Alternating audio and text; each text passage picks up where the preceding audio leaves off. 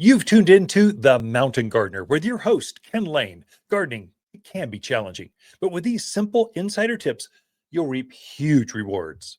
Now, let's tune into today's Mountain Gardener with Ken and Lisa.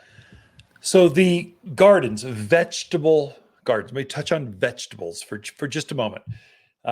We've grown peas. We started planting those back in March. April, they were really growing like crazy. We've been harvesting those and they're fading. They don't like summer. Peas like it cold.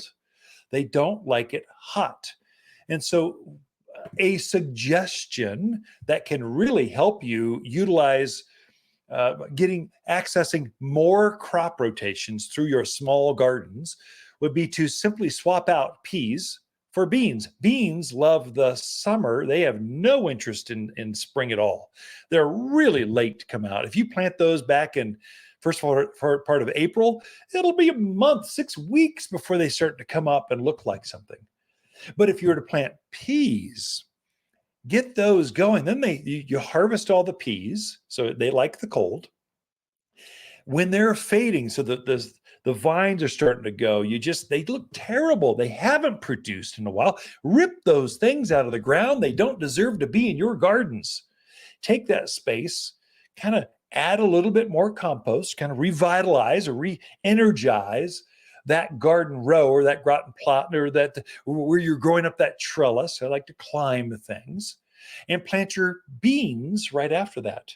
Beans are the same way. You'll get a whole other crop rotation out of that same garden space that you would otherwise just be one crop and you're done. They call it square foot gardening. And a lot of our gardens here are in raised beds or containers. Our soil is so bad that we tend to bring in our own soil. I'm tired of the struggle. I'm going to plant in my own soil. That's why I tell folks, if you're planting, if you really have struggled and you just don't know where to do, start with the soil. Go to your garden center and go, hey, I'm struggling. My plants don't seem to thrive. Your plants look so good. I want that dirt you're using to start your starter plants in. I want some of that in my yard. Just ask for that. So it's, where is your grower's mix? And most garden centers, the bigger ones at least, they're growing, they're selling their soil, a better grade soil that they've made for their plants. If you can take a plant and give it more of what it's known in its entire life. So it started by seedling. So we call it Waters potting soil. It's the recipe, the science where you're tweaking, try to make sure, because we have every interest in getting every single seed to germinate.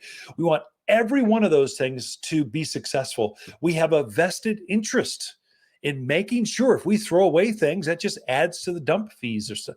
We want every single one to germinate, thrive, and look full, come in full tray of ready to go cucumbers or tomatoes or peppers or flowers.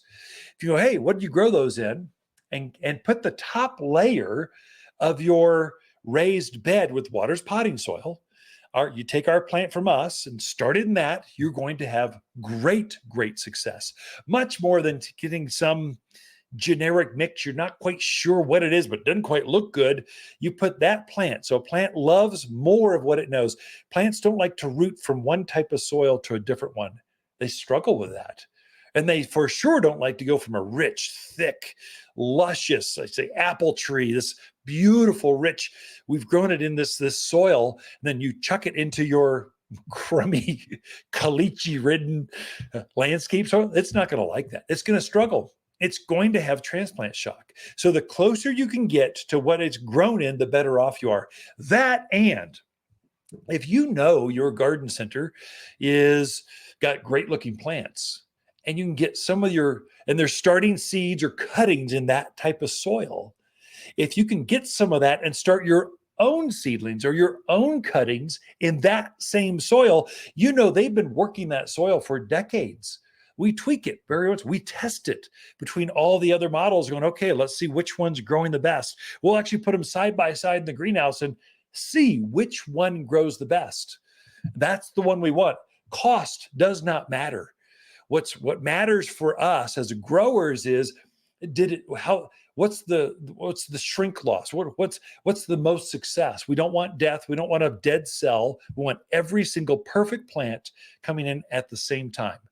That's what we're looking for. That's worth almost anything. And so we're trying to create soils that will give us that consistency, because we're making money off just selling tomatoes or petunias here at the garden center with perfect plants. If they're oddball stuff, well, that's what the farmer's market is for. I just took some dirt out of the soil, I started some seed, and here, they don't all look consistent. Some look sicklier or better than others. I'll take the nice one. Here we want every single one to be perfect.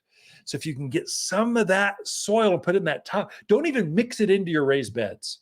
Just add a top layer so your seedlings or your starts or your seeds start in that mixture, and you'll find that your success rate goes up off the charts.